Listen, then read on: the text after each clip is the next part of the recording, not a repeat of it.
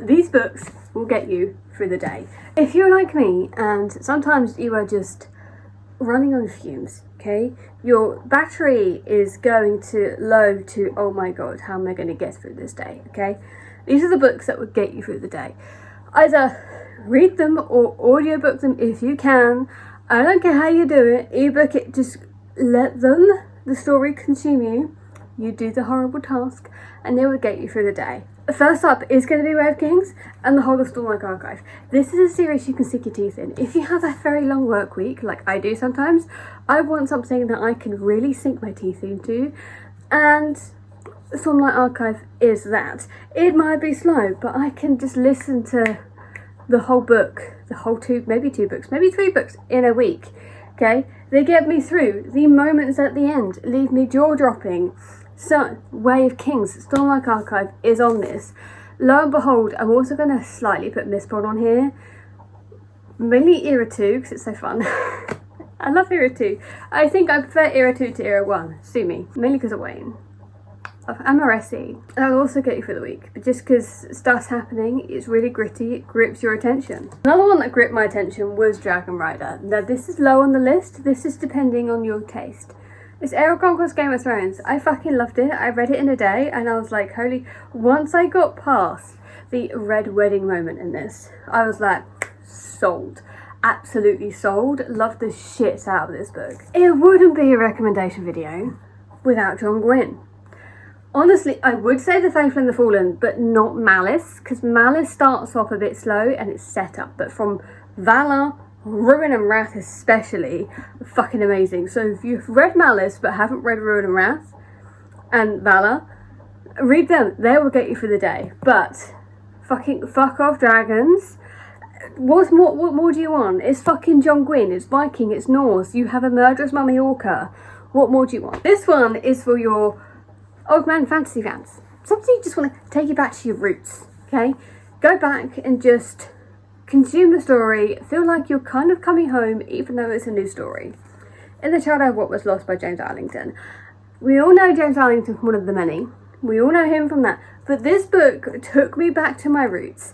It was old man fantasy at its best and I loved it. I love the female characters in this. I love the magic system. I love where it went, and he dealt with the timelines really fucking well. Recommend this shit. You didn't think I was going to recommend a video and not mention The Will of the Many? You did not think that? Good, because The Will of the Many is high on this list. I remember I was doing like 12-hour fucking days, okay? I was working from like 6 a.m. to 6 p.m. I was knackered. I was like, I just need something to keep me going because I'm on the verge of dropping. Picked up The Will of the Many on audio. Holy fucking shit. This was where my love came through. Been through it 2 days. Almost bought the ebook, but I was too tired. I literally went home and just collapsed into bed. Barely even ate anything. But this book, I was like, let's just see what the people are talking about, okay? And I was one of the early people on the hype train for this because holy shit. I got through like the first, I don't know, 100 pages on audio and I was like, this is really interesting. Then things got even more interesting and I was just absolutely sold. And then you get to the end and I was like, blew me the fuck away.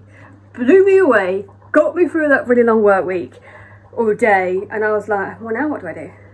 Now what do I do? I needed book 2.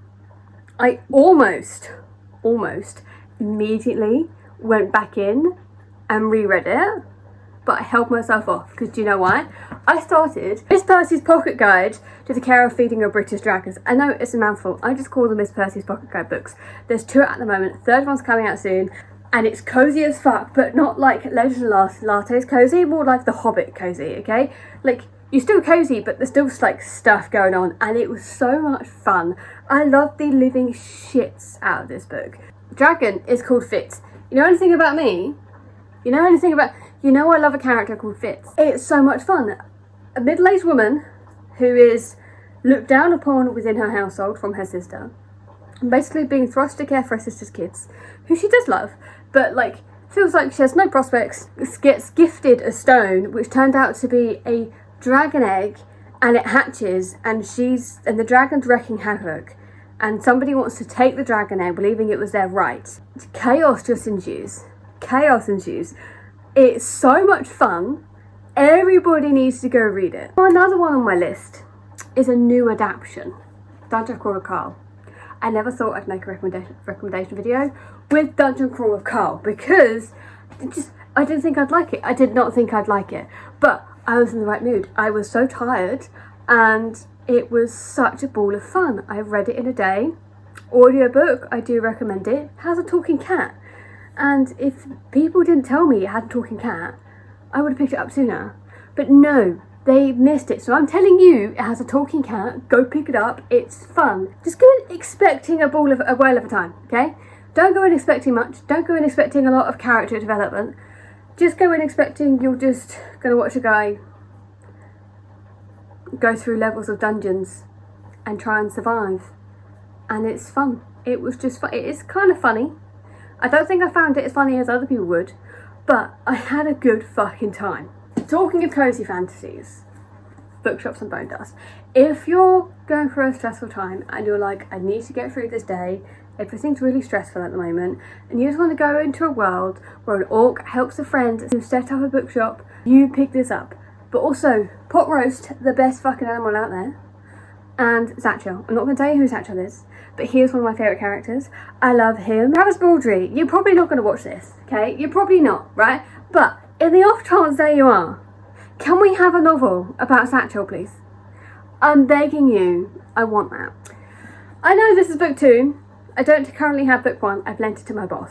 But The Jasmine Throne, love it. Indian inspired, gay, and it's so much, I was going to say so much fun, but it's not. There's a lot of rage in this book. You're going back to the Indian roots of how they believe if you burn certain women and rights and stuff like this, good will come. She refuses to burn, okay? Because of religion, and stuff ensues because of that. You follow various main characters. The magic system in this is one of the best, absolute best magic systems out there. And if you have not read Tatasura yet, if you've not read The Jasmine Throne, what are you doing with your life? You need to go read it. If you're after a plot-driven book, may I present to you The Promise of Blood. This book, to be honest, binge the series. Binge the first trilogy. You will not regret this shit. Because, again, another magic system that is, it just blew me away. Something about guns. It has gods. It has amazing women, but Nyla, one of my favourite characters in the series. Tamas does top her. Not gonna lie. So does Kapol, actually. She tops. She is, I love her. I love her to absolute shits. There's various magic systems. It's like French Revolution. It's so good. Plot-driven book that honestly did make me cry in the last book. Pick up Promise of Blood. Powder Maids trilogy. Please, everybody go pick it up. I'm going to end it with one very big series, although it is broken down into chunks. Okay? So, if you have a very long work week, maybe a very long work month, and you can think, I can listen to this audiobook, or I can read as I work, and you just need something that will just get you through the whole shebang, that will give you life, also leave you slightly traumatized. Realm of the Elderlings. The Realm of the Elderlings. I know it's a 16-book series, but hear me out. Just binge Fits, okay? Do not recommend the audio of Ship and Magic, of Life Ships. Do not, okay? The Quartet, the Rainbow Chronicles one, marginally better, but still, Fits' narrators are amazing, which is not as many books as you might think, because I don't care what people say, you can read Fits' stories and ignore the other shit, you are not going to be lost. You just miss a few Easter eggs, okay? You don't have to read it. That's my stance. I'd also say, if you honestly don't mind some minor spoilers, you can read Fits' stories out of order like I did as well. How do I explain Fits? Fits is such a sad boy. Fits is everything. Fits is a bastard son of a king, or of an heir to the prince, who then has to advocate the throne to save Fits' life. Okay, and because obviously he's bastard. There's all sorts of stuff going on, political stuff. He's trained to be an assassin. Do not expect a lot of assassin-y stuff here, okay? It's not all blades and I can fight and I'm good at everything, as a lot of assassin fantasy is.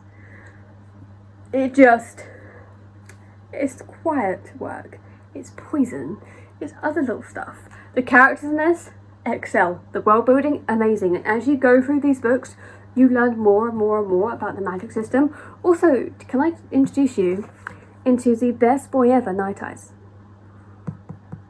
Read to find out about Night Eyes. But those are some of my recommendations. If you want another part, I can do another part to this. And let me know what are your recommendations for books that you really feel like you can sink your teeth into and they will get you through the day when you have a long day and you're tired or you're just stressed. Comment down below. I do hope you enjoyed, and please, happy reading.